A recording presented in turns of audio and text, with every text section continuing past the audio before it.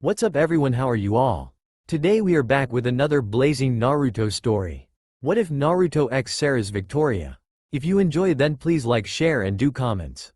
Two boys, both the same yet so different. One born in love and family. One born in hatred and loneliness, stood facing each other in a narrow valley. Come back to Konoha Sasuke, barked one, a short blonde in a tattered orange jumpsuit. The other one, a raven-haired boy in a blue shirt and white shorts, just held out his hand and gathered lightning into it before charging at the boy. The blonde replied by gathering a swirling orb of energy. Chidori, Rasengan. They clashed in mid-air and the valley erupted in light. Seras sat on the roof of the Hellsing Manor thinking of the last mission she had just returned from.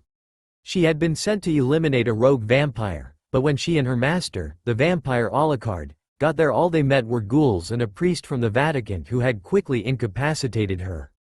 Her master had engaged the priest only to get beheaded and come back alive after telling her to drink his blood, to which she refused. Seras sighed in sadness. Why did she have to drink the blood? If she did, would she become blood-crazed like her master? She was interrupted by a flash of light coming from the forest. What was that? She shouted and ran to find out. Following the source of the light, she ran into a clearing where she saw a horrid sight. A kid lay naked in the middle of the field, bloody and bruised. Inching closer, she saw that he was blonde with 6 whisker marks on each cheek.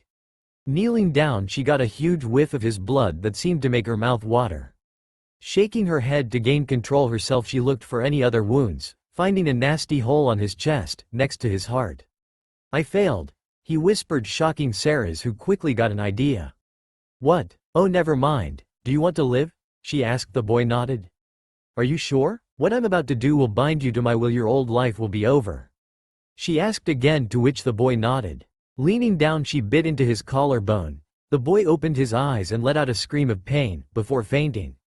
Pulling back, Seras picked up her new fledgling and ran to the mansion, where Integra stood waiting along with Alucard, Walter, and some other men. Police girl, what's going on? Demanded her master.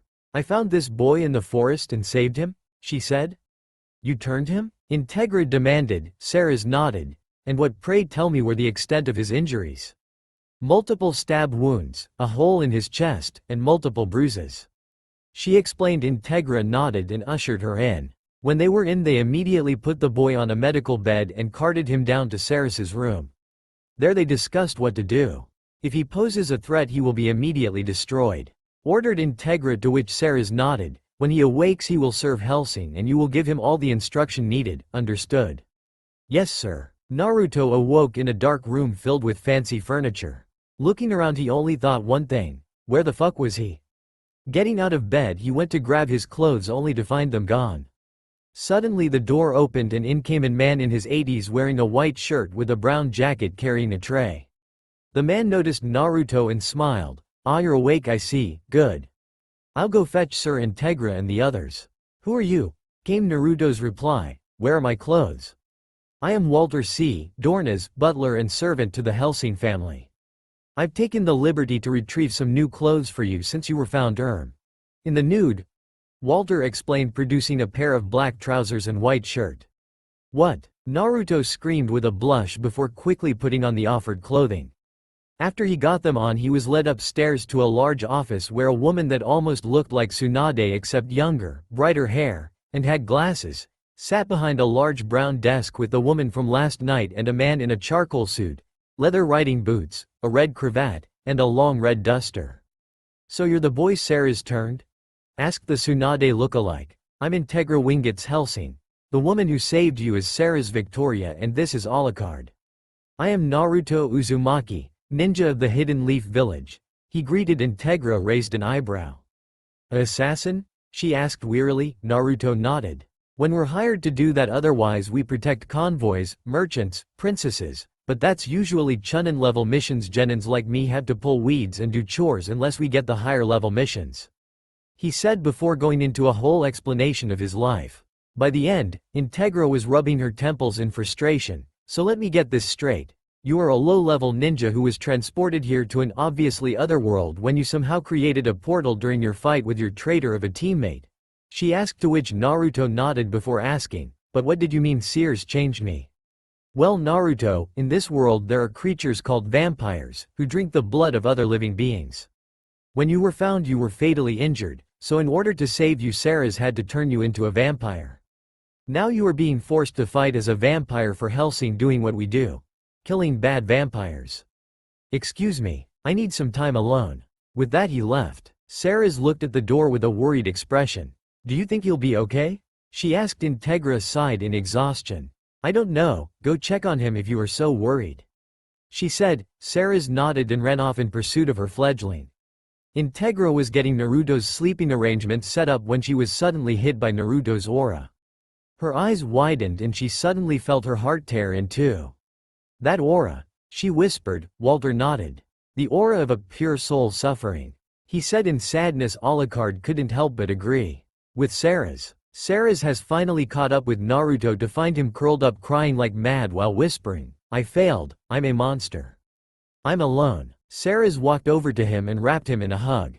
Vampires may be monsters, but you can still prove you're not one by doing good here. You don't have to be alone me, she said softly as she stood him up. Naruto sniffled and looked up at her with bloodshot eyes. Really? He asked. Seras nodded and walked smiled. Thank you master.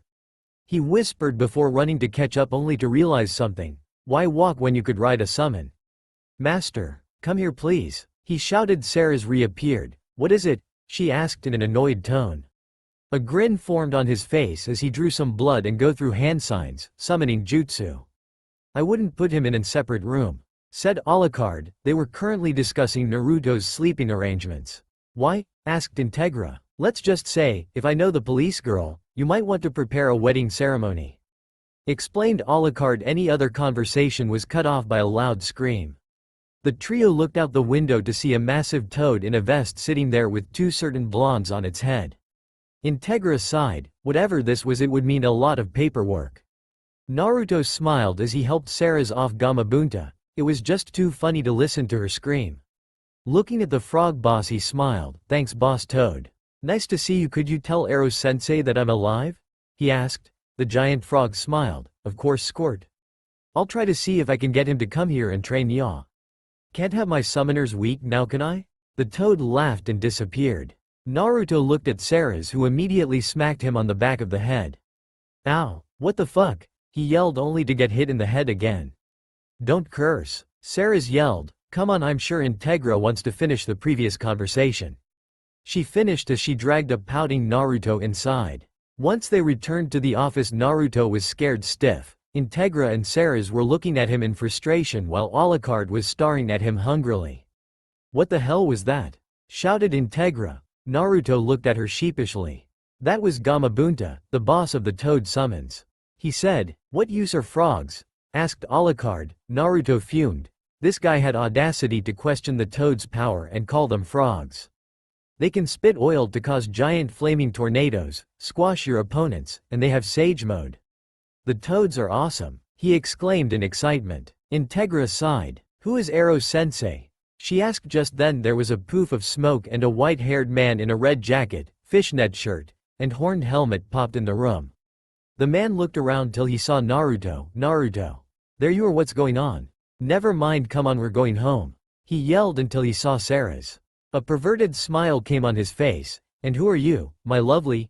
He asked. Seras gave him a fake smile. Seras Victoria, vampire and master of Uzumaki here. She introduced. You are? Oh no, now you've done it, whispered Naruto. Who am I? Asked Jiraiya before beginning a weird dance. I am the hermit of Mount Myoboku. The great Toad Sage, Jiraiya of the Sennin. At the end of his exclamation, confetti shot out from behind him, making everyone sweat drop and think, what an idiot.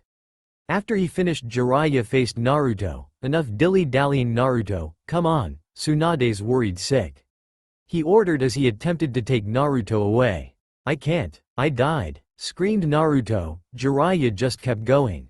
No you didn't. You're obviously alive and kicking, he shouted only to be tackled by Seras. You get your perverted hands off my fledgling. He belongs to Hellsing, she shouted. Jiraiya growled. Look Toots, Naruto's coming with me where it's safe. He isn't anyone's property. He's coming home with me so I can finish his training, he shouted. Integra scowled. Naruto is a vampire now. He falls under my jurisdiction. He is a danger to all he's around. He's staying here, she shouted. Jiraiya stood there in shock. He knew what a vampire was, but Naruto couldn't be one, could he? He looked to Naruto. Is this true? He asked. Naruto looked down in sadness. Yes, my master saved me after I was transported here. Without her, I would have died. I am now a vampire, but I'm still the same awesome guy from before, he answered with a smile. Jiraiya nodded in affirmation. Fine, I'll train you from here. He relented, but he is also a ninja, so if he is needed for a big mission then we will call for him. He finished. Integra nodded in agreement. Very well, since you will be training Naruto you will get a spare bedroom, but now it is getting late and I would like to turn in for the night, she said. Walter escorted Jiraiya to his room. Walter bowed and the two men left the room. Sir, what about Naruto? Asked Seras. Integra smirked. He'll be sharing a room with you, she said happily, making both blondes blush. Seras nodded. Grabbing his hand she dragged him down to the lower levels. Coming to the door to her room she pushed it open, revealing a rather large room filled with old-looking furniture. In the middle of the room was a large coffin. Naruto looked around the room in confusion. Where's the beds? He asked. Seras pointed to the coffin. We sleep in these to keep up our strength when we don't drink blood, she explained, ignoring his cries of protest to examine the room. Why is there only one coffin, she thought. Because it's only appropriate for a fiancé to sleep with his other, said a voice. Spinning around she saw Alucard standing there looking at her with a smirk. She nodded when she realized what he said. What? She screamed in shock while Naruto didn't look fazed. Alucard nodded. Yep, when a female vampire turns a human, she chooses him to be her mate. When you turned him you were basically married in vampire terms. I approve of him, he said. What if I refuse him? She asked, making Naruto look down in sadness. No one wanted him. Alucard grinned. He would try to gain your favor, he said, and if that wasn't enough he would kill himself. Seras looked at Naruto as he looked down. Do you really not like me? He asked. Do you hate me? Am I not worthy of master's affection? He asked in worry. Seras immediately shook her head. No, it's not that. It's just, you're so young. I'm sure you have a girlfriend at home, or aren't interested in girls yet. You're a great kid, kind, gentle, fun, energetic, honest, and lively. I could tell by your blood. You're just so young. She comforted him, but truly she actually wanted to be with him. She was drawn to him. But he was 12. No, I have no one. Everyone would rather be dead than be with me, but you chose me. I really thought you chose me. Am I just a toy, or a slave? He shouted in agony. No, I just don't want it to be like this. I just feel so wrong, she cried. Alucard sighed. Seras, when you chose him at unconscious, you will live forever. Take him, he's yours now. Take responsibility, he ordered her before phasing through the wall. Seras looked at her fledgling and wrapped him in a hug. I'm sorry, I'll be with you always. I'm so confused by all this. I'm still new to this. Please forgive me? She asked. Naruto sniffed and nodded. Seras smiled and together they climbed into the coffin. Naruto sat his head on Seras's chest and smiled. Thank you for accepting me, master. Just wait until tomorrow. I'll show you how strong I am, he exclaimed happily. Seras smiled. Yeah, but it'll have to wait. Sunlight is fatal to us, she explained. Naruto pouted. But that will give me time to teach you what I know so far, and to get you your weapons. The next day, Naruto, Seras, Alucard, Jiraiya, and Walter sat in Seras's room talking. They had decided to give Naruto a katana while making all his kunai and shuriken silver when there was a loud explosions and gunshots. What's going on? Asked Jiraiya. Suddenly the phone rang and Walter picked it up. After a while he put it back down and turned to them. It seems that the estate is under attack. Jan Valentine was having a blast. He was walked down the halls of the Helsing mansion, killing all the men in the way of him and his ghoul army. Suddenly a old man appeared from a doorway on the left and walked toward them. The geezer swung his arm and the sir glinted for a second. Suddenly 3 ghouls erupted in blood before falling into 3 pieces. Oh dear, I missed? Oh well. My name is Walter Dornes, butler to the Helsing family and ex-vampire hunter, said the old man. Jan just stood there before laughing. That's just fucking great. Plowing through you pansies was starting to fucking bore me, he yelled, snapping his fingers, making the front 2 lines of ghouls to move in front of him. Walter's eyes widened. Oh my. Naruto, would you mind? he said, and suddenly a blonde appeared out of nowhere carrying a sword and some sort of knife. Naruto charged forward, cutting down two of the ghouls before twisting to stab another in the head. Suddenly he jumped, dodging a hail of bullets. Flipping in the air, he landed atop one's head before driving the kunai into the creature's head, causing him to lose balance as the creature fell to the ground. Rolling with the fall, he stopped amidst a group. Spinning in a circle, he cut them down, spraying blood everywhere. Suddenly he was shot in the leg. Screaming in pain, Naruto fell to the ground, clutching the wound, while he could hear the other two desperately try to save him, but they couldn't stop the ghouls from descending upon him. Closing his eyes, he awaited the pain of being ripped apart. Mindscape. Naruto appeared in a familiar sewer tunnel knee-deep in water. Walking down the tunnel, he came to a massive room with a large cage with a small piece of paper labeled "Seal" placed on the gates. Looking in the gates, thinking he would see Kyuubi standing there glaring at him, only to see the demon fading in a corner and its aura being absorbed into his chakra system. "Kyuubi, what's going on?" he yelled. "When you were transformed, it caused the seal to absorb me faster. This is the end for me," it yelled in anger as it tried desperately to break through its prison bars, only to not even make them budge like how he used to. Giving up, it settled for giving its container one last glare. "Goodbye, Naruto. May we meet in hell, where I will kill you once and for all." It finished before vanishing forever. Pain enveloped Naruto as he absorbed the last of Kyuubi's chakra. Real world. Jan Valentine was laughing as he opened the door to the conference room, only to be met with a bunch of old guys pointing guns at him. They were about to shoot when suddenly the room was filled with an unholy scream of pain that seemed to be coming from Naruto's direction. Everyone looked towards the boy, only to see him standing there screaming as red energy covered his body. Soon the energy disappeared, revealing a taller Naruto with 9 red furry fox tails along with 2 fox ears atop his head. Naruto looked around the battlefield before laying his eyes on Jan. "You," he yelled, pointing a clawed finger at him. "You have attacked my home, my mate, and my friends without mercy. For that I will show none. Prepare to face the wrath of Naruto Uzumaki," he finished with a growl before picking up his katana and charging. Jumping into the air, Naruto slashed the katana downward, cutting off Jan's arm. Spinning around on the ball of his foot, Naruto kicked Jan in the face, sending the vampire flying into a wall. "Shit, what are you? Fuck this, die," Jan screamed before firing his weapons at Naruto. Naruto smirked and disappeared. Jan looked around the room, searching for the blonde. "Looking for me?" he heard behind him. Suddenly he was thrown into the wall and stabbed in the gut. Jan screamed as Naruto twisted the blade. "Yes, scream, scream for me, bleed, ah ha ha ha." Naruto laughed as he listened to Jan's screams of pain. That's when more ghouls decided to show up. Naruto smiled and sent his tails at them, watching in glee as they ripped the ghouls apart. Seras was shocked. This wasn't Naruto. He wasn't cruel or insane. She wanted her Naruto back. Running forward, she grabbed his arm and held it back. "Naruto, stop this. Please, don't leave me. I want the old Naruto back. You're not a monster. Please come back to me, please." She screamed the last part. Naruto looked at her. "Master?" he asked shakily. Seras nodded. "Yes, Naruto, come back. Master calls. Master wants her Naruto. You hear me? I want my Naruto back," she cried. Naruto grabbed his head and groaned. "Ah, why not? I'll give a hint, since I'm dead anyway," he exclaimed. Suddenly he erupted into flames. "Beware Millennium." With that he disappeared in flames. "What happened here?" came the voice of Alucard as he appeared in a puff of smoke along with Jiraiya, who looked worse for wear. Jiraiya noticed Naruto's appearance. "Naruto transformed, it seems. Good, it'll make things easier," he said in a relieved tone when he was suddenly thrown against the wall by Seras. "What happened to him?" she demanded. "What's wrong with him?"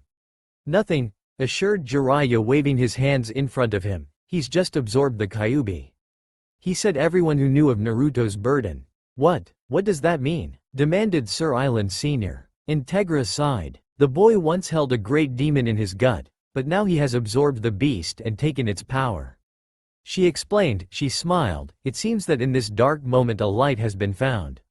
Jiraiya nodded. The next day there was a funeral for all those who had died. Out of the many soldiers, only 10 had survived: Alucard, Seras, Integra, Naruto, Walter, and 5 soldiers that had fought with Jiraiya.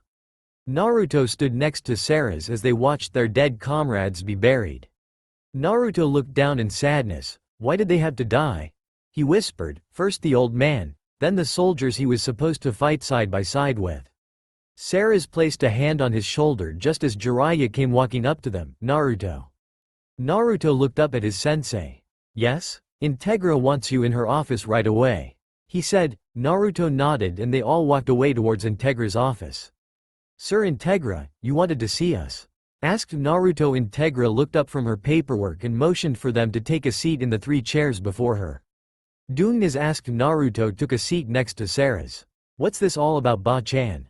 He asked. Walter growled and Jiraiya laughed. Relax, Walter-san, that's his way of showing respect and that he sees her as a precious person.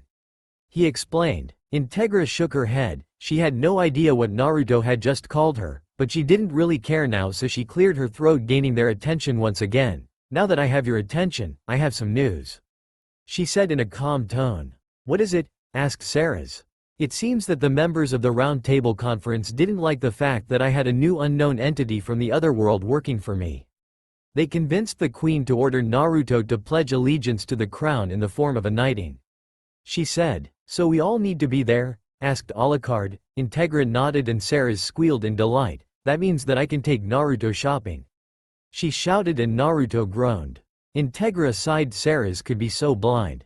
No, it means that they're trying to get him to pledge allegiance to England, not Hellsing. That way he would be under their power, thus gaining incentive to get rid of us, she told her. Luckily me and the queen have something planned for them. They all nodded. What should we get him to wear?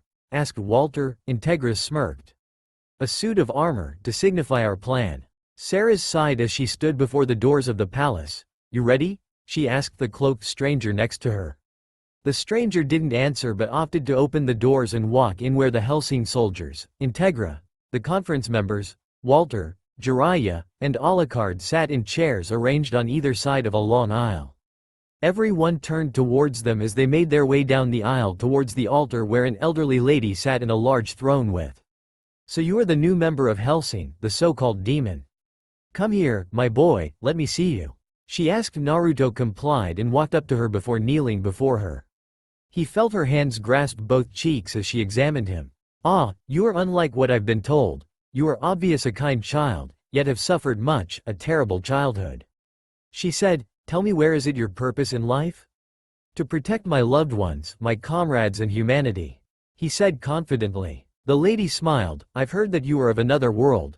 Is this true? She asked. Naruto nodded. I see. Have you ever taken in life?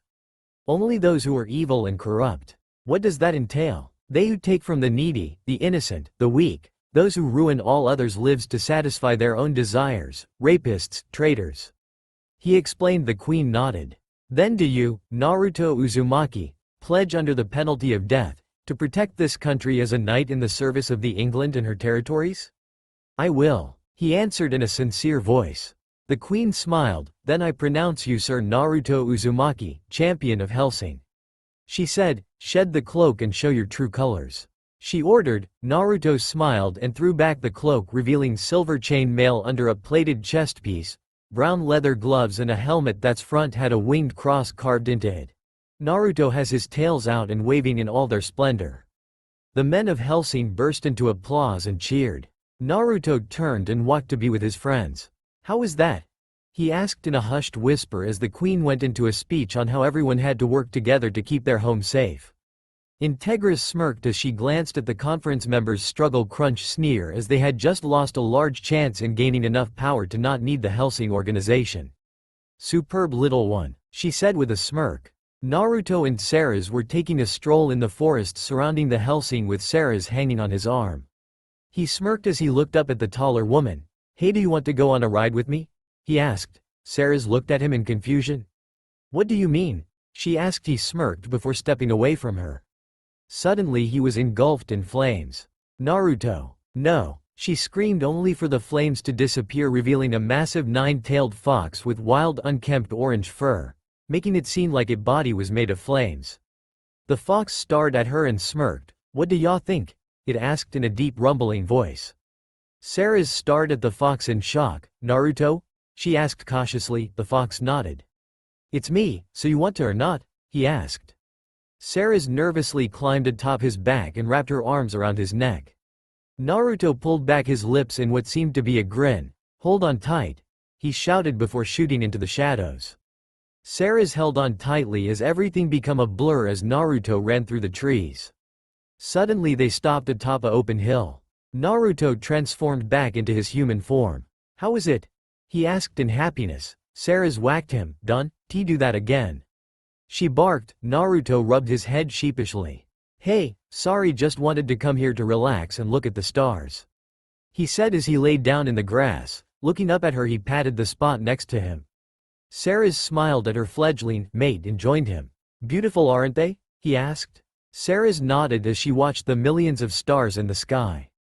"I used to climb up to my roof or climb to the top of the Hokage monument after particularly hard days and stare up at the sky. I like to think that the stars were, or are, my parents watching over me. I knows it seems weird, but it helped me during childhood," he explained. "How was your childhood?" she asked. Naruto frowned. "In one word, horrible. I was kicked out of the orphanage at 4 and beaten every day, 10 times worse on my birthdays," he said. Seras's eyes widened. "Why didn't you kill them or leave?" she asked. "Didn't you hate them for doing that to you?" "At first I did hate everyone, but I found some people who cared and began wanting to be Hokage," he explained, and Seras smiled. "It was a good thing," she said softly, leaning in closer to him. "I'm glad you're you, Naruto. It makes you all the more likable," she confessed. "I love you too," he said and moved in to kiss her. Suddenly they were separated by a long blade. "So you are Helsing's new pet? I'm a bit disappointed, I must admit," called a familiar voice. Seras looked up and saw a man in a dark coat with a cross necklace. There before them was the paladin himself. "Alexander Anderson." Naruto growled. "Who the fuck are you?" Anderson grinned evilly. "I am an instrument of God. I am the messenger of the divine punishment if hell," he chanted while moving 2 blades to form a cross. "I bring unto thee his mighty justice and shall send thee to the deepest pits of hell," he finished before charging. Naruto smirked and sent a tail after Anderson, smashing it into the ground only for Anderson to dodge it and slice off the tip. Naruto screamed in pain and charged. Anderson smirked and swung upwards in an attempt to slice Naruto in half. Naruto moved to the left, allowing the weapons to pass harmlessly by before kicking the priest in the face. Anderson crashed into a tree hard enough to leave cracks in it. The priest looked up and smirked as the wounded tail had grown back, longer this time. "Incredible healing, monster," he complimented. "I'll enjoy killing you. Then I'll kill the bitch over there before continuing on with that other vampire." Naruto smirked. Biting his thumb, he ran it across a seal on his arm, summoning up his katana before getting into a stance taught to him by Jiraiya. "I'll kill you before you get the chance," he said, swinging downward in an effort to cut off Anderson's arms only to miss. Naruto blocked a strike sent for his head before throwing the priest away and swinging his blade in an attempt to slice off the older man's head. Anderson blocked only to be sent skidding back by the force of the impact. "What? How can you be so strong?" he cried. "Not even Alucard had that much force in his blows." Naruto smirked. "I'm not a vampire, fool," he taunted, swiping at Anderson's legs. "I am something else.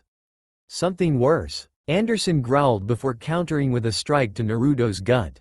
The blade buried deep into Naruto's flesh and blood spurted out of the wound in his mouth. "It doesn't matter what you are. You serve the heretics, so you die," he yelled, bringing his blades into Naruto's chest. Seras's eyes widened and tears filled her eyes. "Naruto!" she screamed in terror. Anderson watched Naruto bleed with a victorious smirk. With a sickening squelch, he ripped the blades from Naruto's chest and turned to Seras. "Now that is over, it's her turn," he said in a happy voice. Seras growled and charged with her fist held up to smash into Anderson's face. Anderson easily dodged the strike and countered with an elbow to her gut. Seras grunted and reeled back. Anderson smirked and threw 3 of his blades at her, impaling her arms and legs, trapping her to the ground. He wiped some blood from his mouth as he walked towards her, much like a predator. "You've gotten stronger, too bad that it's for naught," he taunted. Anderson smirked and leaned forwards, moving his face so that it was inches away from hers. Seras looked up at her with a hate-filled glare and spat in his face. Anderson sneered and wiped the saliva from his face. "You'll pay for that, bitch," he growled, raising his blades to impale her heart. Seras closed her eyes and awaited her doom. "Hey you!" They heard a familiar voice cry out. Anderson turned around just in to see Naruto slam a glowing ball of energy into his gut, Rasengan. Naruto cried and Anderson was sent spinning into a tree, kicking up dust and wood chips. Naruto glared at the growing cloud of dust before turning to Seras. "You okay, master?"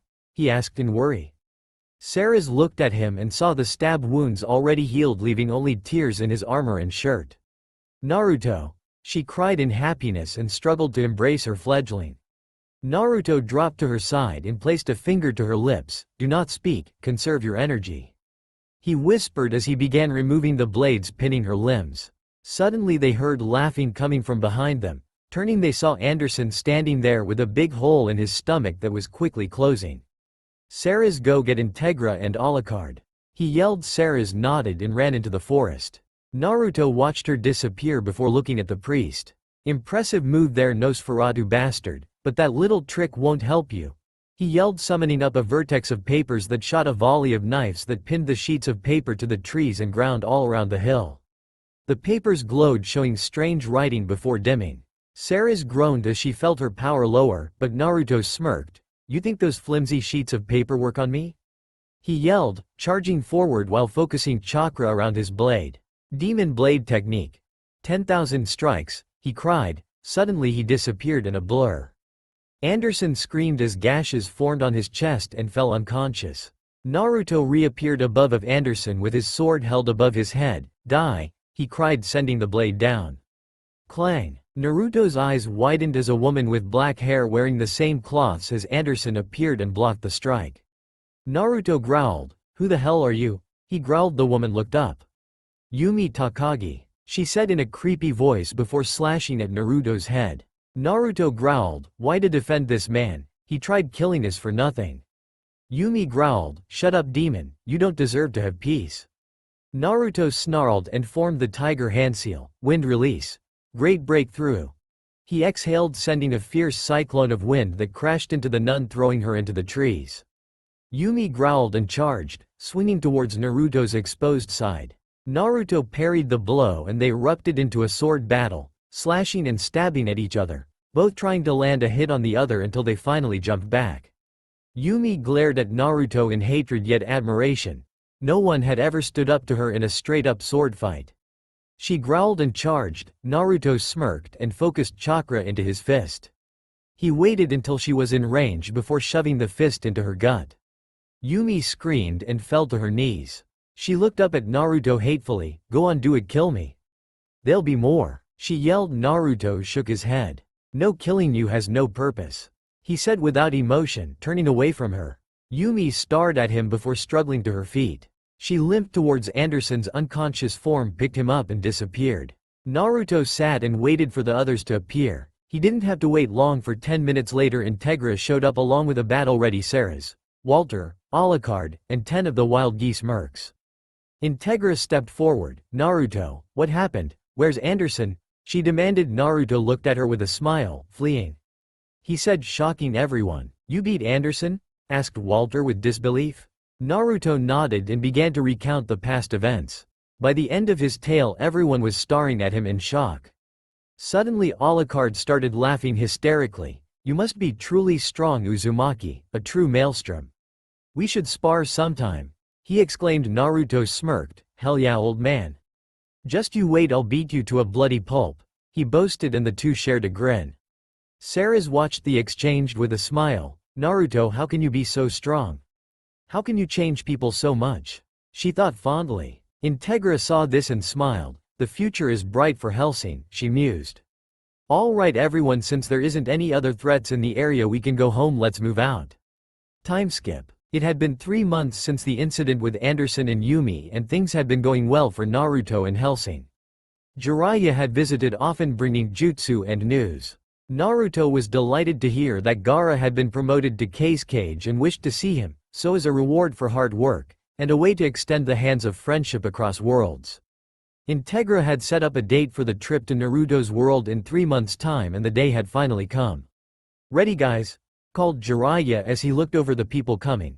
Seras, Walter, himself, Naruto, Integra, Pip, and Alucard. They all nodded and grabbed onto each other. Jiraiya smirked and performed the jutsu.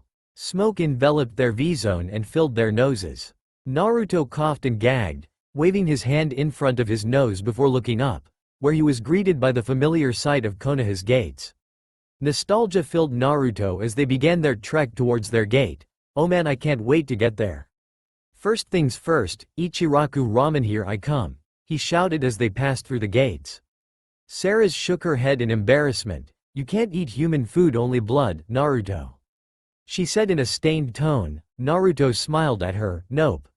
I can eat anything covered in blood, thanks to absorbing Kyuubi, he exclaimed. The two guards watched him with shock and happiness. Once they were gone, one turned to his partner. Naruto's alive. This is awesome, he shouted while his partner nodded. That's when they realized what he said. They looked at each other and fainted. Tsunade was busy at her desk and losing her battle with humanity's most feared foe, paperwork, when suddenly the door burst open, revealing a short blonde she hadn't seen in months. Ba-chan, cried Naruto as he wrapped his arms around his mother figure. Tsunade smiled sweetly as she hugged the blonde in a tightly, "It's good to see you too, Naruto," she said happily before noticing the group of people who had accompanied him. One of them stepped up and bowed. Greetings, Hokage-sama. I am Integra Winget's Hellsing, leader of the Hellsing organization. This is my retainer Walter, my servant Alucard, and Naruto's master Seras Victoria. She greeted. Tsunade's eyes narrowed when they landed on Seras. So you're the one that took Naruto from us? She said in a dangerous tone. Seras nodded nervously. Tsunade stood up and walked to stand in front of her before staring into her eyes. Be careful of him. If he gets hurt, I will kill you, she threatened before turning to Naruto. Naruto, why don't you take Miss Seras on a tour of the village? Take her to meet your friends? She offered. Naruto nodded with excitement. Grabbing her hand, he dragged her out of the office. Naruto stood flabbergasted at the large restaurant before him. Was this the place? He took a whiff. It certainly smelled like it. Cautiously he moved inside, where he saw a familiar woman working at the counter, where sat, to his surprise, the Konoha 12, minus Sasuke, and their senseis. Motioning to Seras to be quiet, he snuck into the shadows to listen in to their conversation. Obad couldn't be here. He would have loved to see this place as it is, whined a blonde in a purple tank top as she ate her ramen. The fat boy next to her nodded. He was a good person, a good comrade. I miss him. He was a great ninja. He burned with the flames of youth. Weeped a boy with a bowl cut wearing a green jumpsuit hugging an older clone. A silver-haired man with one eye looked at them with bloodshot eyes. I know he was a great student. I should have paid more attention to him. But no matter how much I denied it, I had some resentment towards him. I wish I would have treated him better, he said in a dejected tone. A pink-haired girl patted his shoulder, allowing her tears to fall. Choji raised his drink glass. To Naruto, he cried. They all raised their glasses and echoed his toast. Really, a toast, for me? Well, I am kinda dead.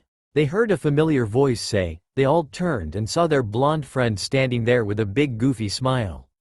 Naruto, they cried as they gazed upon their dead comrade in shock. Naruto smiled, showing off his elongated fangs. What's up, guys? Naruto, he heard a female cry before he was suddenly glomped by a certain lavender-eyed Hyuga and pink-haired girl. Ha, ha, ha, it's good to see you too, Hinata. You too, Sakura, he said happily, giving them a quick hug. After she pulled away, a boy with a gray hoodie and red fang-like markings on his cheek walked up to him smiling. Dude, where have you been? He asked. That's when he noticed Seras standing next to Naruto. Hello, who are you?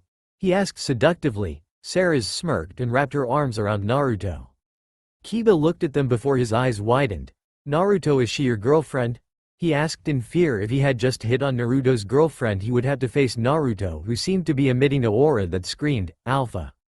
Naruto shook his head. Mate, he said, shocking everyone. Nani? I told you we cannot provide more ninja or allow Naruto to leave again. He is too valuable, sighed Tsunade. Integra stared at Tsunade with a firm glare. Ever since Naruto and Seras had left, they had been discussing the alliance between their world and the village, and it wasn't going well. I understand, but Naruto is my soldier now, not yours. Naruto Uzumaki the ninja is dead. There is only Naruto the vampire. If you wish to deny me my soldier, my champion, I can just kill him. He hasn't drank any blood, so he will be easy to kill with the combined efforts of Seras and Alucard," she said nonchalantly. Tsunade slammed her hand on her desk. "You wouldn't dare." She barked angrily. Integra nodded. "I would. Even if this isn't my world, I still go by the mission of my family and organization, to search and destroy. As much as it hurts me, if he isn't allowed to be in Hellsing, I'll just have to kill him," explained Integra. Tsunade looked down. "Fine, you can have him, if he can stay a ninja," she amended. Integra agreed. "Tora," she yelled, and a man in a tiger mask appeared in front of her. "Yes, Hokage-sama?" he asked. "Tora, go get Naruto and his friend," she ordered. The man bowed and disappeared. 30 minutes later, Naruto walked in with a smile. "Yo, Ba-chan, what is it you want?" he asked in a loud voice. Tsunade got a tick mark at getting called old. "Damn it, Gaki, I'm not old," she yelled before settling down. "We've decided to allow you to continue as a soldier of Hellsing and a ninja, but you will act as a liaison between us," she explained. "What does that mean?" he asked. "You will be moving between worlds acting as a diplomat," clarified Integra, "meaning as a representative you get a seat on both the Round Table Conference and the Shinobi Council." Naruto nodded. "Is that all?" he asked. Tsunade shook her head. "No, I have something for you," she said, pulling out a green vest. "Congratulations, Chunin Uzumaki," she said happily, tossing him the vest. Naruto took it with a surprised expression. Slowly he took off his chest piece and slid the vest on. Naruto raised an eyebrow when he noticed that it looked more like a bulletproof vest from Hellsing. It even had the Hellsing insignia on the left pocket and a leaf symbol on the right. Why does it look different from others?" "As a member of Hellsing and Konoha, you are expected to wear the coat of arms at all times while on duty," explained Integra with a slight smile. "Also, now that you're a Chunin, you can hear about your heritage," said Tsunade. Naruto's eye widened. He had always wanted to know about his family, and now he could finally be told. Naruto immediately sat down and stared at Tsunade with full attention.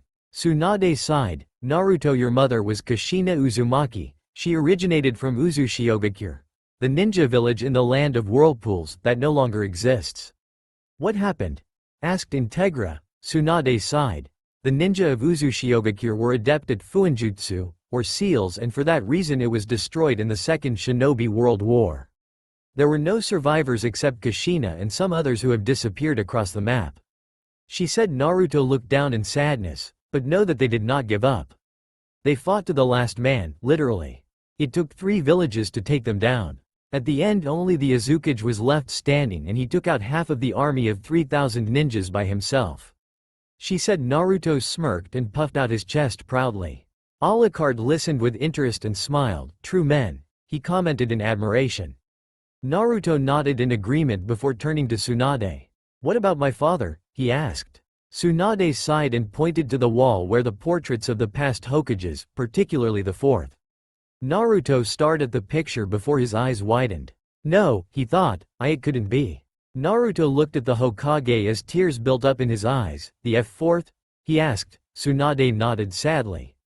Naruto looked down in sadness. The full truth had finally come out. After all the lies, tears, begging the old man to tell him about his parents, he finally knew. He finally knew of his father's betrayal. Tears fell from his eyes as he clenched his fists. Why did the Yondaime seal such a demon inside his own son? He looked at Jiraiya with tearful eyes. "Why didn't you tell me before?" he asked. Jiraiya sighed. "I couldn't." "You weren't ready?" "Not ready? I was ready, you bastard. Do you know how many times I sat in bed after a beating crying because I had no parents? That they were gone? No one to care for me? All I ever really wanted back then was to know their names," he yelled, dropping to his knees in sadness. Seras looked at her mate as he cried before dropping next to him and wrapping the boy in a hug. Naruto leaned into her shoulder and burst into tears. The other occupants watched in sadness as they listened to his cries of agony. After a while, Naruto's crying died down to quiet sniffles until he finally went silent. Seras looked down to see the boy sleeping soundly with his head on her shoulder. She smiled sweetly before looking at Tsunade. "Where are we staying? Is there a hotel?" she asked. Tsunade smirked. "There is a hotel around the corner. Tell them to assign you 3 of their best rooms." She told them. "Integra, when you're ready please return and we can discuss the term of our alliance some more." Integra nodded and led the group out.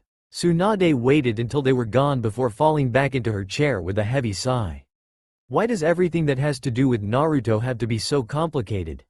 She thought with a sad look. He didn't turn against Konoha.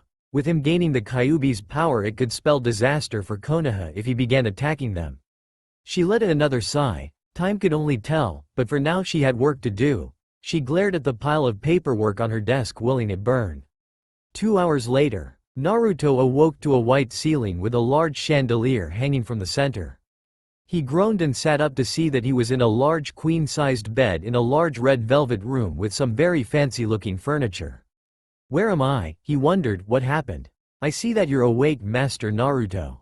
Naruto turned to see Walter standing watching him from the doorway dressed in standard Jonin cloths. Naruto smiled. Walter. Where are we? He asked, and why you dresses as a Jonin? Walter smirked. This is your and Miss Victoria's room in the Hotel the Burning Rose. He explained, showing the Helsing family crest on his back, along with a wire reel on his left hip. It seems that your Jonin uniforms caught my fancy, and so I decided to try them on, with my own improvements. It also seems ninja wire is better than mine by a long shot. I'm quite excited to see how I fare with them. Is there any weapon specialists here? Naruto smiled. Yeah, I know someone you can talk to if you want to try training in weapons. He said. Walter's eyes shone with interest and excitement. Really, who? He asked. Naruto smirked. Tenten.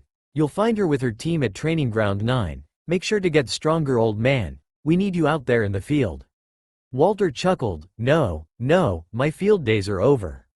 Nonsense. The third was probably, 20 years older than you, and he was still the best ninja in the village beside the Sannin. He complimented. Walter smiled. Thank you, Master Naruto. I will try to get stronger. In the meantime, Seras is waiting for you in the other room. He said in a grateful tone. Naruto nodded and got up to leave. Walking out into the suite's living room, he was greeted by Seras sitting on a dark red couch with her nose in a magazine while sipping a blood pack. Naruto smirked before disappearing into the shadows. Seras sat comfortably on the couch, engrossed in her book as she awaited Naruto's awakening. Suddenly a pair of arms wrapped tightly around her. Guess who? Seras-chan. She heard her mate call. Seras smiled and patted the spot next to her. Naruto leapt over the couch and sat down. How are you doing? He asked. Seras smiled. He always thought of other people before himself. I'm fine. What about you? Are you okay considering what you just learned? She asked in worry. It wasn't every day that you learned that your father was the one that sealed a giant monster in your gut. Naruto frowned and looked at the floor. I'm good. It just hurts, you know? He said. I spent my whole life wondering who I was, who my parents were, and if they loved me. But to learn that the greatest man in the village's history, the man who condemned me to the life of a Jinchuriki, was my father, it hurt. He said in a low tone before sighing, but I've never been one to mope around about something and not take action. Seras nodded and kissed him on the cheek. I'm glad, she whispered. Naruto smiled at her. Do you want to go out? Since you're a full vampire and I'm part demon, we can go outside, right? He asked. Seras nodded. Naruto grinned. Then come on, I want to show you something. He yelled, taking her hand and running out the door before she could reply. 10 minutes later she finally got him to let her go and was about to yell at him when she stopped when she realized where they were, atop the Hokage mountain, at sunset. The sunlight hit the buildings in a way that made the buildings glow in a swirling mass of colors that could only be explained as beautiful. Naruto smiled at her and sat down. Great, isn't it? He asked. Seras nodded and grabbed his hand. It truly is, she said wistfully. Naruto leaned into her. I forgot to add that the transformation made him taller, and hugged her. I know something that's even more beautiful, he said and kissed her head. Seras smiled and laid her head on his shoulder, feeling at peace. In an unknown location, 10 shadows stood in a circle in a large cave. The Kyuubi has been sighted. It seems he was transported to another world and he just came back for a visit, said one. The leader nodded. Very well, Itachi, Kisame, retrieve the Kyuubi and bring him here, said the leader, turning to 2 others. They both nodded and disappeared. The leader stared up at the giant statue before him. Soon the world will have peace, it whispered. The next day Naruto was called into the Hokage's office. Naruto walked up to the door and walked in. You wanted to see me, Ba-chan, he called. Tsunade resisted the urge to yell at him. Yeah, I've got a mission for you. Naruto's eyes widened in excitement. A mission? Really? What is it? He exclaimed. Tsunade sighed. Kumo is sending a diplomat to discuss peace talks between us and them, and you are to escort her along with a Kumo Kunoichi here from the border. You leave as soon as possible. She said. Naruto bowed and left. Leaving the tower, Naruto quickly made a beeline to the hotel where he was greeted by Alucard and Walter, who were sitting on the couch playing cards. Oh Naruto, care for a game of cards? Asked Walter. Naruto smiled and shook his head. No thank you, got a mission. Do you know where my weapons are? He asked. Ah yes, they are in the chest over there, answered Walter. Naruto thanked him and walked over to the chest Walter pointed out.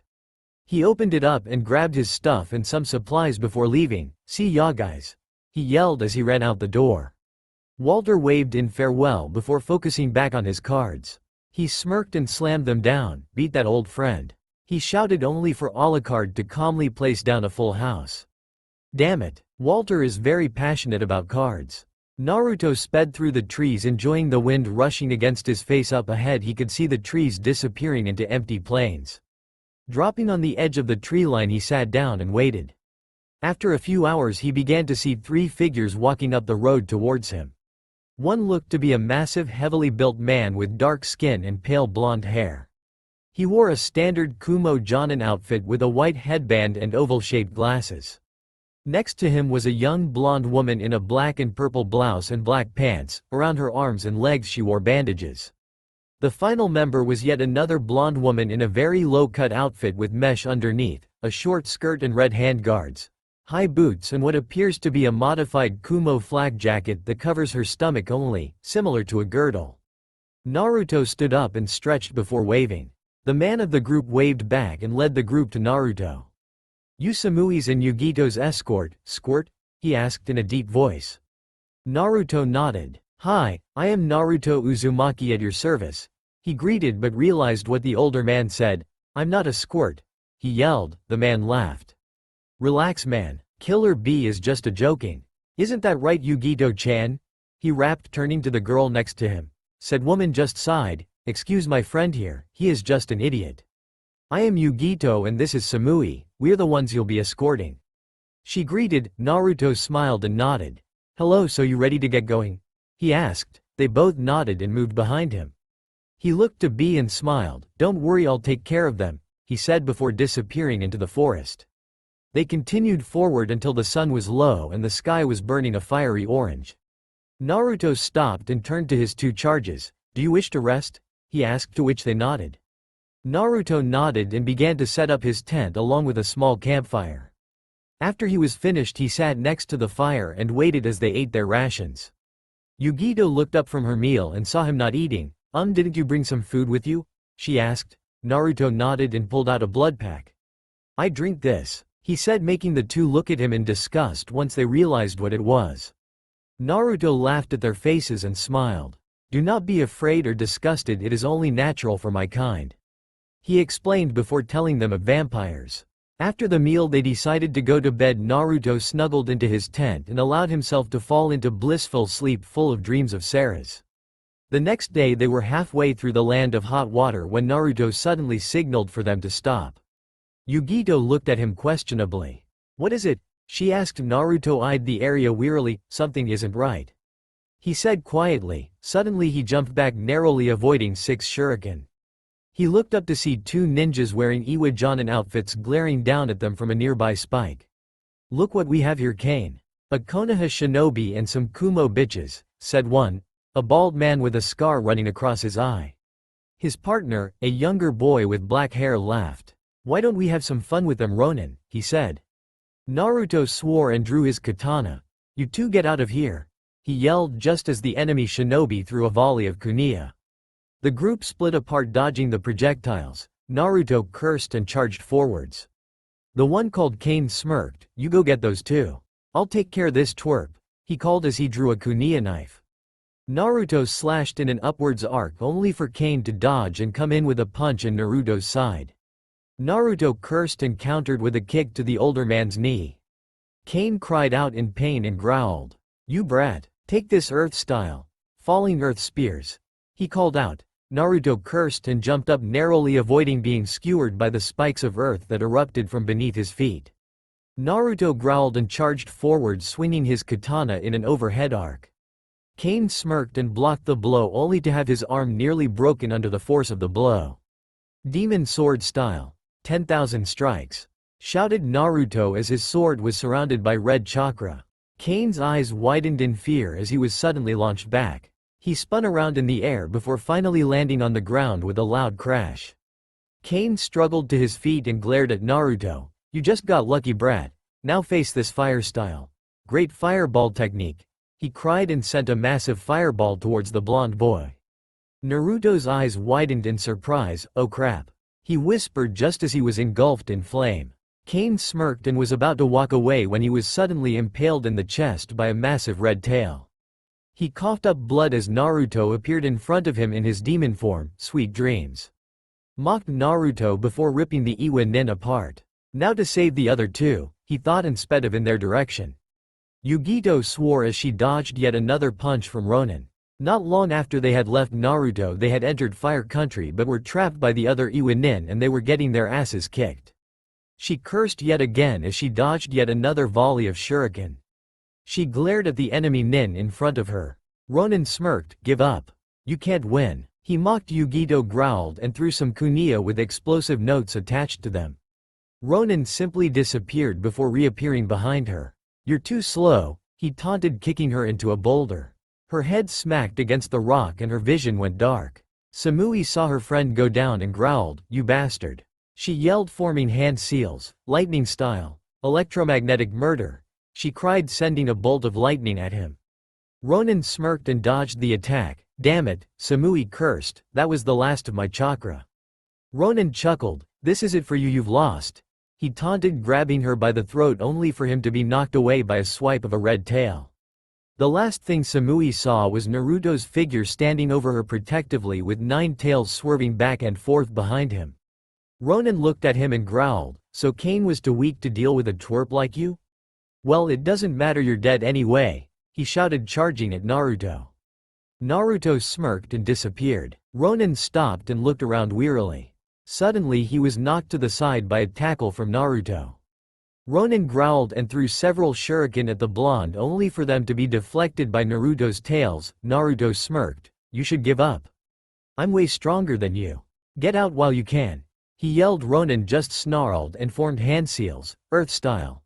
"Earth dragon," he cried, creating a massive dragon of earth that shot towards Naruto at impossible speeds. Naruto just stood there, allowing the attack to hit him. Ronin broke out laughing. "That showed that brat to mess with Ronin Yorodon," he yelled victoriously only to be knocked down by a punch to the face. Ronin spat out some blood and looked up to see Naruto standing over him with his eyes glowing red. Naruto smirked and shoved his katana into the man's gut. Ronin screamed out as the blade bit into his flesh. Naruto smiled cruelly as he pushed the blade deeper. "Die," he whispered before ripping the sword upwards, effectively tearing Ronin in half vertically from the chest. Naruto stood there staring at the dead Iwa nin before turning to help Samui and Yugito when he suddenly felt a familiar presence. Naruto spun around and was greeted with the two people he had wished he would never seen so soon, Itachi Uchiha and Kisame Hoshigaki. Naruto sneered as he gazed upon the two Akatsuki members with malice. "What are you doing here?" he demanded angrily while quickly hiding his tails under his cloak. Kisame smirked. "We've come to take you in, brat." "Why else?" he said. Naruto grunted. "Really? Well, that's too bad, 'cause I'm not going," he yelled, creating 2 clones and ordering them to take Yugito and Samui before facing the duo again. "How about we get started?" he said with a smirk. Itachi raised an eyebrow. Didn't the blonde know he was outmatched? Kisame wasn't fazed and just charged with a horizontal slash for Naruto's abdomen.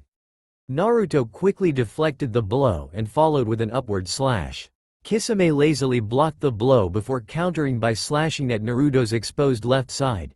Naruto tried to block, but was too slow and was only able to move the attack so that he only got a deep gash. He hissed as pain ran through his body before he charged forward. They traded blows for a few moments before Kisame finally jumped back, revealing him to be covered in small cuts and gashes while Naruto bore large gashes on his arm and a nasty cut on his forehead. Kisame smirked. "You're good, kid, but can you take this?" he yelled, swinging Samahata in an overhead arc. Naruto jumped back to dodge, but got his cloak caught on the Samahata, making it tear from his back, revealing his tails and armor. Kisami's eyes widened as he stared at the 9 tails waving threateningly behind him. "Oh crap," he whispered and jumped back just in time to avoid being skewered by the tails. Itachi watched in mild interest. It seems that you have absorbed the Kyuubi, but you probably don't contain the ability to control the chakra," observed Itachi as he dodged a swipe from one of Naruto's tail. Naruto growled and formed some hand seals, demon arts. "Screaming shadow strike," he cried. Itachi's and Kisami's eyes widened in surprise as the shadows around them began to rise from the ground and merge into a massive shadow dragon that seemed to emit a loud wail before launching towards them, only for it to dissipate. Naruto mentally cursed at himself not training in the jutsus he made up or got from Kyuubi's memories. He then decided to take advantage of their attention being momentarily diverted and made a break for it, only to be stopped by the Samahata crashing down in front of him. Naruto cried out in surprise and fell on his butt. Kisame smirked before raising his sword to deal another blow when it was suddenly thrown from his hands. "I would appreciate it if you left young Naruto alone," said a month's voice. Kisame turned to face the man who said it only to met by Walter holding Samahata back with his wires and Seras and Kakashi pointing their weapons at him. Itachi sighed. "Kisame, I believe we've overstayed our welcome," he announced, cutting Samahata free before turning to Naruto. "We'll see each other shortly, Naruto-kun." With that the two disappeared. Seras immediately ran to check on Naruto. Seeing his wounds, she immediately tore off some cloth from her uniform and began to wrap it around his wounds. After wrapping his wounds, Seras slung him over her shoulder and turned to the others. "Let's go," she said, and went into the forest without waiting for the others to reply. Hours later, Seras found herself sitting in a hospital room staring at Naruto's prone form. They had arrived in the nick of time after getting a warning from the 2 Kumo nen that Naruto was engaging those 2 men that they had found him with. Seras sighed. That was too close. Any longer and Naruto would have been toast. She was interrupted from her thoughts by groans coming from Naruto's form. She looked up to see Naruto in a sitting position holding his head in pain. "Naruto," she cried happily and wrapped him in a hug. "I'm so glad you're okay," she whimpered. Naruto was about to reply when she suddenly bopped him atop the head. "Ow, what the hell was that for?" he barked as he held his head in pain. Seras looked at him in anger for being reckless. She shouted. Naruto looked down. "You haven't gotten used to your powers and can barely control them. Just because you're a little stronger doesn't mean you can go take on guys 10 times stronger than you," she shouted. Naruto nodded. "I know," he whispered, "but those guys were after me, not Samui or Yugito. I had to stay back in order to provide a distraction. It was the only way," he explained. Seras sighed before sitting next to him. "I know, but be more careful. You have someone waiting for you at home now, and I don't want to lose you, so make sure you come back every time, okay?" she said in exasperation. Naruto nodded in affirmation, making her smile. "Good. The nurse said you can be released this afternoon, but until then get some rest," she ordered before leaving. Tsunade looked over the blonde girl before her before sighing. "So what is the Raikage asking for in exchange for this alliance?" she asked. Samui reached into her pouch and pulled out a small note before handing it to Tsunade. Tsunade took it and began to read when her eyes suddenly widened in shock. She shot up and glared at the blonde in anger. "How did he come across this information?" she demanded. "The Raikage had already been discussing the terms of the alliance with the council before your inauguration," Samui replied in a calm tone.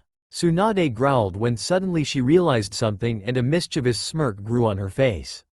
She turned to Shizune. "Get me the council," she ordered. 20 minutes later, Tsunade sat in the council chambers along with the elders Danzo, Homura, and Kaharu, and the clan heads Hiyashi Hyuga, Sume Inuzuka, Shibi Aburame, Choza Akamichi, Inochi Yamanaka, and Shikakaku Nara.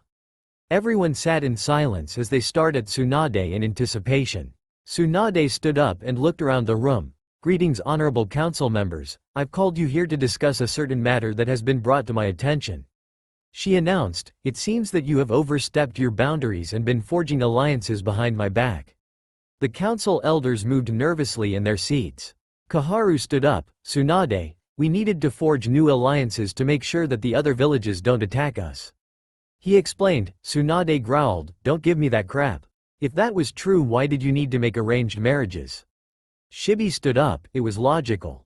Mixing the two kunoichi with the Jinchuriki would create a generation of ninja with unimaginable chakra levels. He explained. Tsunade sneered, and after what would you have done then, after you got your generation of strong ninja? Danzo scoffed. Dispose of it, of course. He said plainly. Tsunade smirked. Really dispose of the Yondaime's heir? She asked. Sume shot up in anger. Impossible. Kushina's son died the night of the Kyuubi attack. She shouted. Truthfully, she always had the suspicion that Brat was her son, but to learn that she was right and she let him live such a life would be terrible to bear, especially what Kushina's son was to her family. Tsunade nodded and threw them a small certificate. That's his birth certificate. See for yourself. She shouted. The clan heads looked down in shame while the elders looked on in anger. Impossible. I refuse to believe that thing is Yondaime's heir, shouted Kaharu. Sume growled. Shut up, you insignificant cunt. Don't you dare call him that, she shouted, and the room burst into argument. Tsunade raised her hand and the room went silent. Now that the truth has been revealed, we will proceed with the marriage, but they weds will be put under heavy guard as a new Namikaze clan. Anyone who commits an act of aggression will be immediately punished. Understood? She said. No one objected. Good. Also, if anyone tries to do things like this behind my back, they will find themselves on the executioner's block faster than they can say, shinobi. Dismissed, she yelled, and everyone filed out of the room until everyone was gone except Tsunade and Sume. Tsunade noticed Sume and raised an eyebrow. What is it? She asked. Sume bowed in respect. Well, I came to make do on and promise that I made Kushina long ago, she said, giving Tsunade a small piece of paper. Tsunade looked it over before sighing. Very well. She grunted before turning to Shizune. Get me Naruto and Seras. Naruto stood in a clearing staring intently at the boulders before him. Calm down and focus, he thought fiercely before speeding through some hand seals. Landing on Tora, he brought his palm up so that it was facing the rocks, demon style.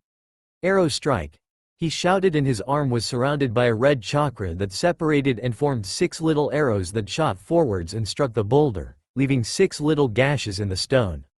Naruto smiled and sat down to take a breather when Tora suddenly appeared next to him. Naruto-sama. Tsunade-sama requests your presence, said the Anbu in a monotone voice. Naruto nodded and disappeared in a poof of smoke. Naruto reappeared in front of Tsunade's office door and knocked. The doors opened, revealing Tsunade sitting with Seras in front of her. Naruto smiled at the Hokage. Ba-chan, what's up? He asked. Tsunade sighed and motioned for him to sit down, to which he complied. Tsunade stared at the two before closing her eyes in preparation for what was to come. It seems that the Honorable Council in their infinite wisdom has seen fit to arrange a marriage between Naruto and Kumo's Jinchuriki Yugito ni, along with Hana Inuzuka, Sume Inuzuka's daughter.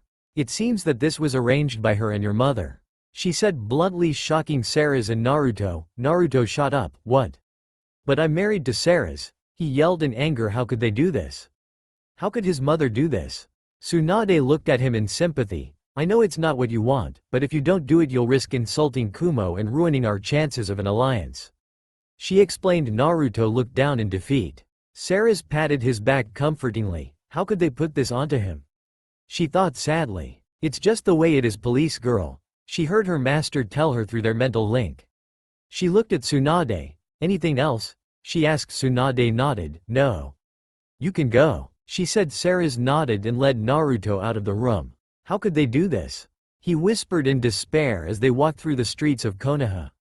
Seras sighed. They want more power, at least the council. I have no idea why your mother did this, she said. Naruto shrugged. I have no idea why either. He sighed. It doesn't matter, I'll deal with it. As always, he whispered when he noticed 2 women sitting in a bar that he recognized as his future brides. He looked at Seras. Do you want to meet your sisters? He asked. Seras looked at him in confusion when she noticed where he was pointing. She nodded. Let's go, she shouted and dragged him inside. Hana Inuzuka was one sad trooper. First, one of her partners had become suddenly ill with an highly contagious flu and was out of action due to needing to be quarantined. Then she finds out that she was being married off to a new clan head. So here she was sitting at her favorite bar drinking her woes away. Down the bar sat a blonde woman with her hair in a ponytail wearing a Kumo headband. Slowly she walked over to sit next to the woman. "Hey, what's a Kumo nin doing here?" asked Hana. The woman looked up from her drink and smiled. "I've been sent here as part of the alliance between Kumo and Konoha," she said in sadness. "An arranged marriage?" Hana asked. The woman nodded. Hana smiled. "I'm Hana Inuzuka." She greeted. The woman smiled back. "Yugito ni." The woman, now identified as Yugito, greeted. Hana looked at Yugito. "So do you know who you're marrying?" she asked. Yugito shook her head. "All I know is that he's the Jinchuriki of the Kyuubi," admitted Yugito. Hana looked shocked. "Naruto-kun?" she asked. Yugito snapped up. "It's Naruto?" she stuttered. Hana nodded and was about to speak more when said blonde appeared next to them with a blonde woman in a tan outfit. Hana looked at Naruto in a disapproving gaze. "Naruto-kun, what are you doing here?" she asked. Naruto looked up and smiled. "Why, just hanging out with my fiancés, Hana-chan," he replied. Hana was about to reply when she realized his secret message. "He's my fiancé," she thought in amazement. Yugito looked to Naruto and smiled. "So you're to be my wed Naruto-san? A small world, is it not?" she asked. Naruto laughed and nodded. "It is. Who would have thought? Though I'm glad it was you too," he said excitedly, earning confused looks. "Why?" asked Hana. Naruto smiled.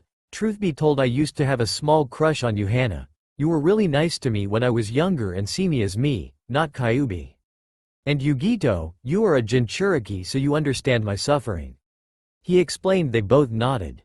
"I know we may not love each other, but I hope we can learn to," he said. Hana smiled. "Of course, Naruto-kun. I'm also glad it's you and not some old pervert," she said as she wrapped him in a hug. Naruto smiled. "By the way, this is Seras, my maiden master," he said. Seras smiled and waved. Yugito looked at her with a raised eyebrow. "Master? I didn't know that you were the submissive type, Naruto," she said teasingly, causing Naruto's and Seras's faces to glow a bright red. That's not what I meant," he stuttered. Yugito and Hana both leaned in. "Then what did you mean, Naruto-kun?" they both asked teasingly. Well, you've heard of vampires, right?" he asked. Both of them nodded. "Well, she is a vampire and she turned me into one, and then I absorbed Kyuubi and became half demon, half vampire," he explained. They both looked at him in amazement when Hana suddenly glomped him. "That's amazing. You're truly mate material," she shouted. Naruto looked at her in confusion. "You don't hate me?" "Of course not," she exclaimed. "To be able to absorb Kyuubi and still be yourself is incredible." Naruto smiled and wrapped her in a hug. Seras watched the exchange with a small smile. "You're growing a family, Naruto, cherish them," she thought happily. Tsunade stared at the three women in front of her. "So when is the wedding?" she asked. Integra sighed. "I say that we have it at Buckingham Palace in 2 months. That way we can return to my world as planned and the girls can get used to their new home early," she said clearly. Tsunade nodded and looked at the other two. "Does this fit your criteria?" she asked, earning nods from both women. Tsunade smiled. "Excellent. I'm assuming you'll be wanting to leave right away, Integra?" she asked, to which Integra nodded. "Good, then I'll make preparations for a convoy as soon as possible. Let's make this a wedding that no one will forget," she exclaimed, earning shouts of approval from the other occupants in the room. Tsunade smiled as she thought about her surrogate grandson. "You'll be a great husband, Naruto," she thought fondly. Meanwhile, Naruto stared at Alucard in concentration as they circled around each other with their weapons drawn. Suddenly they burst into action, Alucard shooting off 3 bullets and Naruto throwing 6 kunai. Alucard easily dodged them, only to end up with a fist to the face followed by a kick to the gut. Naruto smirked. "Come on, Alucard. No holding back," he yelled as he cut off Alucard's arm. Alucard smirked and kicked the boy away. "You're strong, Naruto, but it takes a man to beat me," he said insanely. Naruto grinned and flew through hand seals, demon style. "Hell rain," he shouted, and thousands of red fireballs shot from the ground and riddled the elder vampire's body with tiny burning holes. Alucard smirked insanely as he shot his guns 4 times, each bullet hitting Naruto in the chest. Naruto smirked as the bullets bounced off his armor. "Sorry, vampire, my armor is reinforced by my chakra. Your bullets don't work on me," he shouted. Alucard growled and summoned up his jackals, which charged at the blonde. Naruto laughed and dodged the hounds while effectively killing them with his katana. Off to the side sat Hana, Yugito, Seras and Walter watching intently. They had arrived at the clearing carrying their bags while Integra spoke to Tsunade to see the two sparring. "Wow, Naruto-kun is that strong?" asked Hana. Walter nodded. "Yes, especially with his secret training technique," he said, matter-of-factually, earning confused stares. He looked at them with a smirk. Shadow clones. Looks of understanding grew on their face as they turned back to the spar just as the two fighters broke into a hand-to-hand fight. Naruto blocked Alucard's punch and sent a kick at the man's head. Alucard ducked under the kick and swept his leg across Naruto's feet only for the blonde to jump over the attack and send a kick to Alucard's face. Alucard caught the foot with ease and pulled Naruto in, allowing him to punch the blonde in the gut. Naruto gasped in pain only to disappear in a puff of smoke. Alucard's eyes widened in shock. A shadow clone? Then where was the real one? Alucard looked around the clearing when he was suddenly sent flying into a tree by a foot to the face. Alucard was about to get up when he suddenly felt something sharp pressed against his neck. He looked up top, seeing Naruto standing over him with his katana held to his throat. "Ready to give up?" he asked. Alucard smirked. "Not a chance," he growled, transforming his arm into a tendril of black energy and knocking Naruto away. Naruto tumbled back before crashing into a boulder. Naruto was about to attack when Integra suddenly appeared from the bushes along with Jiraiya. Jiraiya whistled as he saw the damaged clearing. "You didn't hold back, did you guys?" he asked. "Anyways, are you guys ready to go?" Naruto looked at them. "Is it that time already?" he asked, getting a nod from Integra. "We're needed back at Hellsing, so we're leaving now," she explained. Naruto nodded and waited for everyone to gather in a circle around the Hellsing leader. Jiraiya looked around the circle. "Everybody ready?" he asked. Integra nodded. "All right. Here we go." Reverse summoning jutsu, he shouted before everyone was engulfed in smoke. They reappeared outside Integra's office, startling the guards posted at the door. Integra coughed as the smoke cleared before walking into her office to see a man she recognized as Captain Pip Bernadotte reading over some paperwork.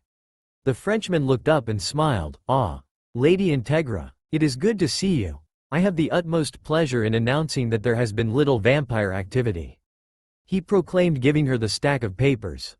Integra nodded. "Thank you, Captain. You may leave." Pip bowed and left. Integra sighed as she fell into her chair before turning towards her subordinates. "We've got a lot of busy days ahead of us," she thought.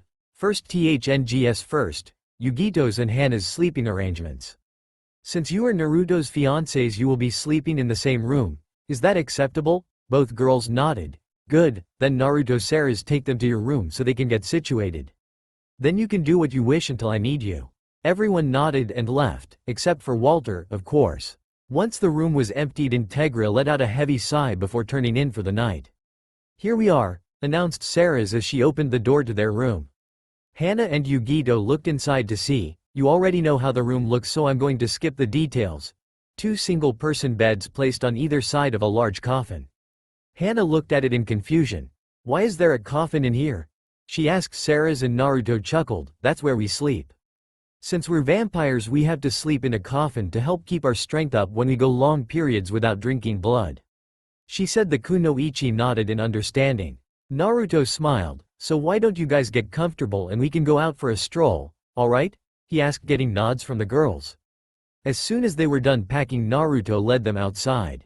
In the forests outside of the estate, a dark figure rose up from the ground and took shape of a humanoid creature with a giant Venus flytrap popping up from the black cloak with red clouds it wore. The plant-like mandibles opened up, revealing a black and white human body. The creature raised its hand and a small ball of energy shot out of the ring it wore on its finger. The energy ball grew in size and morphed into the image of a man with dark red hair and purple eyes with black rings around the pupil. "Report," ordered the man. The plant man bowed. "The Kyuubi's hiding place has been found. He has been living in another world. It seems that he has absorbed the Kyuubi and is working as an operative of an organization bent on hunting down things called vampires," explained Zetsu. "Understood. See if you can find any way to get the Jinchuriki here," he told the plant man before disappearing. Suddenly Zetsu heard movement coming from his left. Spinning on his heel, he threw a kunai at the plant, forcing his unwanted observer jump from out of the bushes. revealing it to be a small blonde child with 2 black cat ears atop his head. Zetsu scowled. "Who are you and what do you want?" The boy looked at Zetsu in amazement before bowing. "I am Schrödinger, servant of Millennium and the glorious Major. We wish to open an invitation to ally with us and gain unimaginable power in which to accomplish your goals," explained the boy. Zetsu raised an eyebrow. "What's the catch?" he asked. Schrödinger smirked. "Get rid of young Uzumaki." 2 months later, Naruto walked down the narrow corridors off the Hellsing mansion thinking of the last 2 months. He had been spending every minute not on missions with his fiancées, taking them to dinner, movies, and romantic walks, in the moonlight, and he had come to love his fiancées with a passion, but he could not shake the fear that they did not feel the same way. So here he was wandering the halls one day before the wedding thinking on his life. He turned a corner when he was suddenly pulled into one of the rooms by 6 hands. "Hey, let go of me," he yelled as he was dragged into the darkness when the lights were suddenly turned on, revealing all his friends and Hellsing members looking at him with smiles. All around the room were decorations along, tables stacked with food, party games, drinks. Hung from the ceiling was a huge banner with "Congrats Naruto" written in big bold letters. Naruto looked around the room in amazement. What is this?" he asked. Jiraiya laughed and slapped the blonde in the back. "Your bachelor party, of course," he bellowed. "Can't have my godson getting married without one now, can I?" Thank you," thanked Naruto. Kiba laughed. "So how does it feel to be the first to marry?" he asked. "I don't know, weird I guess," admitted Naruto. Kiba laughed and told his friend that it would work out. The party went on for a couple hours without trouble until everyone went to bed, getting ready for the next day. The next morning everyone sat gathered in the palace waiting for the wedding to begin. Naruto stood in his dressing room while Jiraiya and Kakashi, Naruto's chosen best man, helped him with his tux. Naruto looked at his reflection in the mirror and sighed. Kakashi seemed to see this and smiled. "Nervous?" he asked his ex-student. Naruto nodded. "That is understandable. It's not every day you get to marry beautiful women such as Yugito, Hana, and Seras." Naruto nodded. "I know, it's just what if it doesn't work out? What if I mess up? I'm not exactly the smartest ninja out there," he said in despair. Kakashi chuckled. "Yes, but if these women have grown to love you, then they will learn to forgive your faults. It'll be fine, come on, it's starting," he said. 20 minutes later Naruto stood atop the altar with Kakashi next to him along with Neji, Walter, Lee, Shikamaru, and Choji. Suddenly a organ began to play a traditional wedding tune and the doors opened revealing Moegi in a pink dress holding a basket of flowers while Konohamaru walked behind her carrying a pillow with 4 golden rings placed atop it. Behind him walked Sakura, Ino, Samui, and Tenten, all in hot pink dresses, and finally came 3 figures in cloud white, each led by either a man Naruto recognized as the Raikage, Sume Inzuka, and Alucard. Naruto smiled as he saw the white figures approach the altar and stepped down to greet the men. Slowly he reached out his hand and shook each of the men, and one woman, listening to their silent threats of pain if he treated his brides wrong. With a firm nod of understanding he took each of the figures' hand and led them to the altar.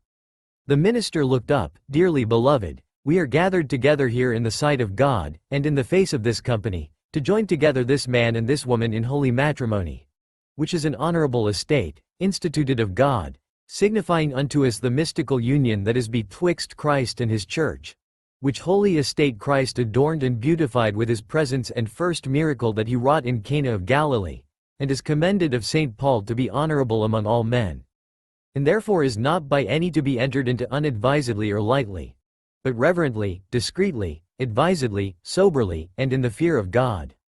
Into this holy estate these 2 persons present come now to be joined. If any man can show just cause, why they may not lawfully be joined together, let him now speak, or else hereafter forever hold his peace. I require and charge you both, as ye will answer at the dreadful day of judgment when the secrets of all hearts shall be disclosed, that if either of you know any impediment, why ye may not be lawfully joined together in matrimony, ye do now confess it. For be ye well assured, that if any persons are joined together other than as God's word doth allow, their marriage is not lawful. Wilt thou have these women to thy wedded wife, to live together after God's ordinance in the holy estate of matrimony?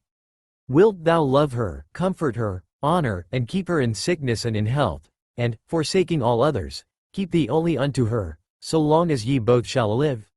Naruto looked through the veils of the three dresses and smiled, I do. The minister turned to the women, Yugito, Seras, and Hana, wilt thou have this man to thy wedded husband, to live together after God's ordinance in the holy estate of matrimony?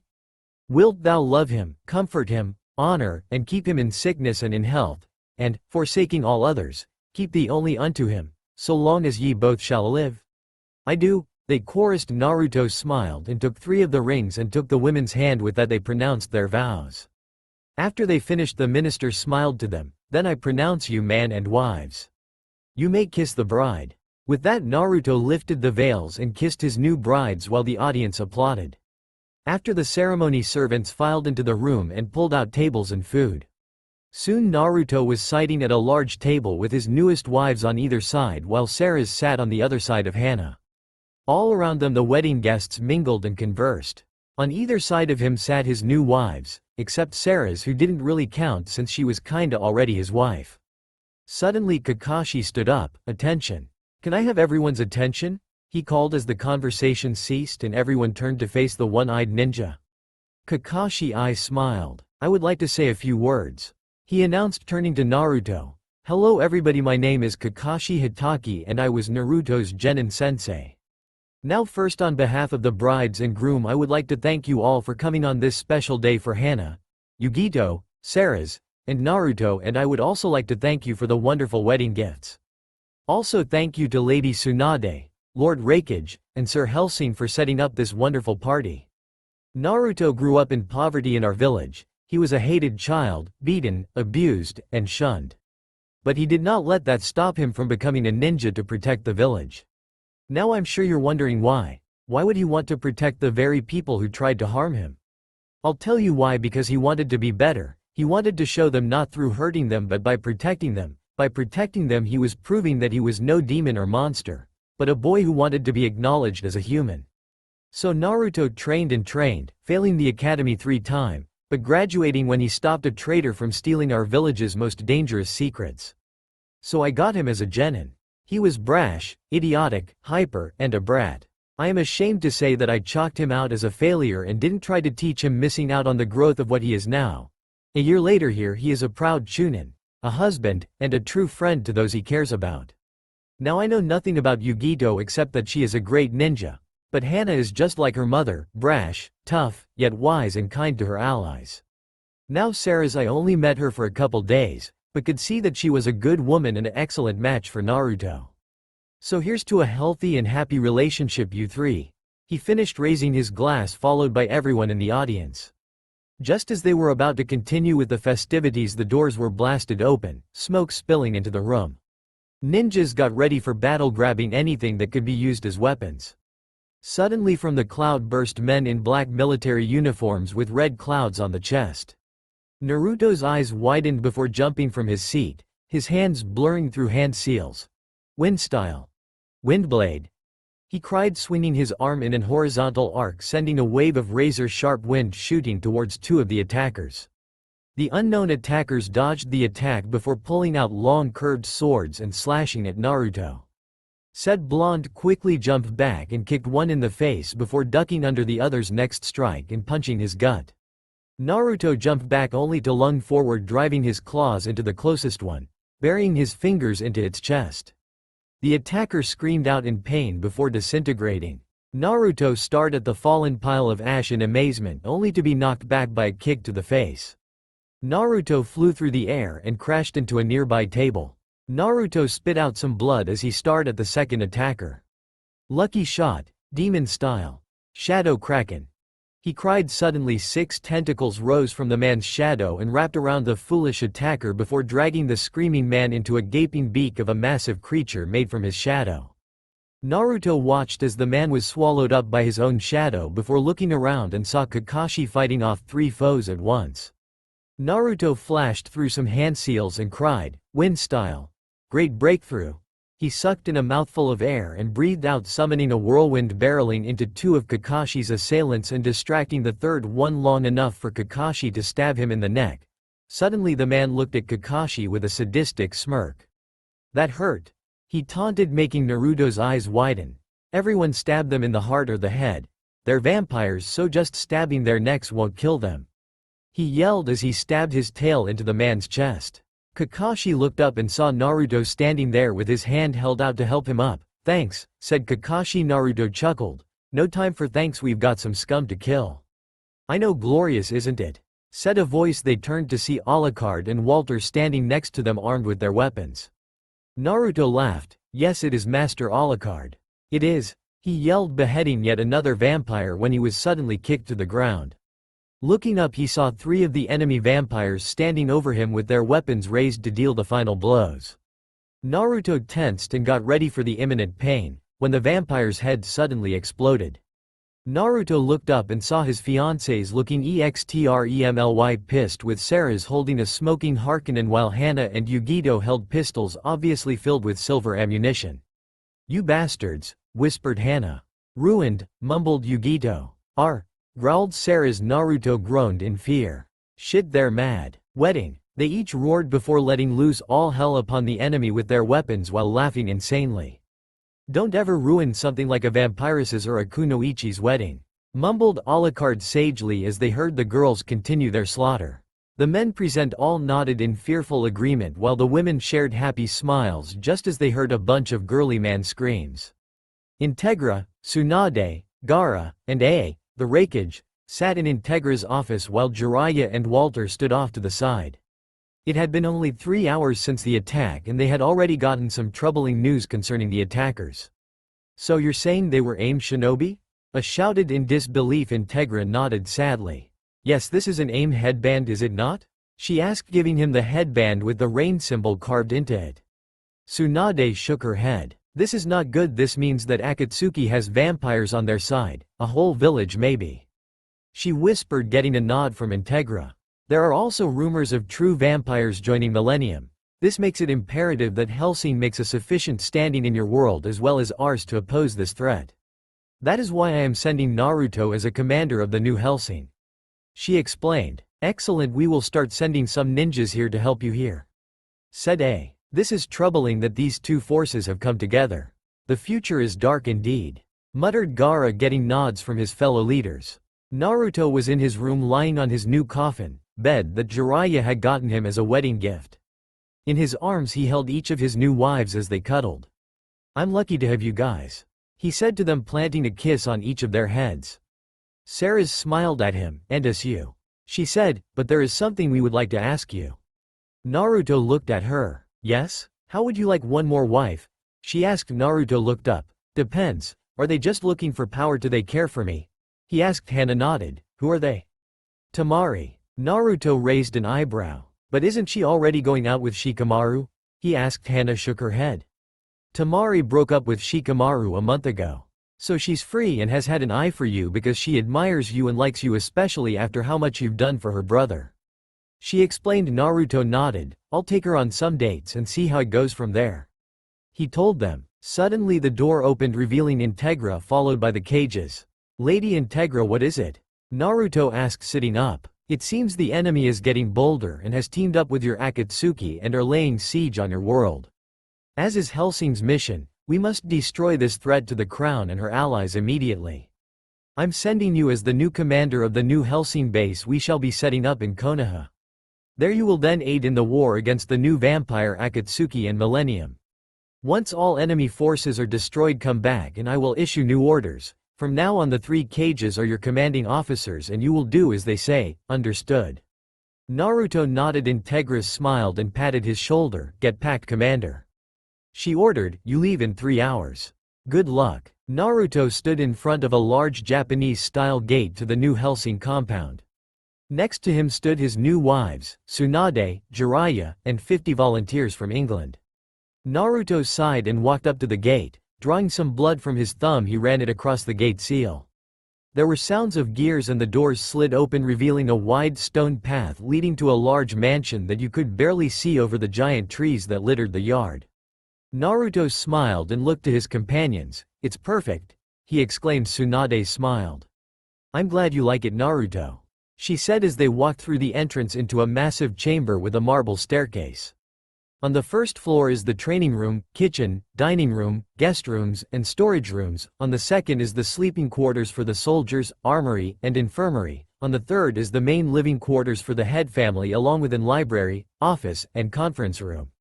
There also is a garden in back, explained Jiraiya with pride. Naruto smiled. It's perfect, thank you, he said before turning to his men. All right boys, listen up.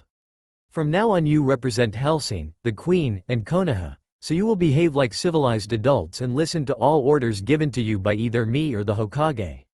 You already have your posts, so go get settled and then get there, he yelled. The volunteers jumped into salute. ORAA. They chanted and ran about the mansion. Naruto smiled and led his wives up to their new home. Naruto sat at his desk reading over the reports on Akatsuki activities when he suddenly felt a pair of arms wrap around his chest. He looked up and nearly fainted at what he saw. Standing there were Seras, Hana, and Yugito, each wearing black undergarments that seemed to make their curves much more pronounced. Naruto swallowed nervously as he could feel his little buddy starting to gain firmness. Oh, what's going on? He asked. That's all for now. If you enjoy, then please like, share, and do comments.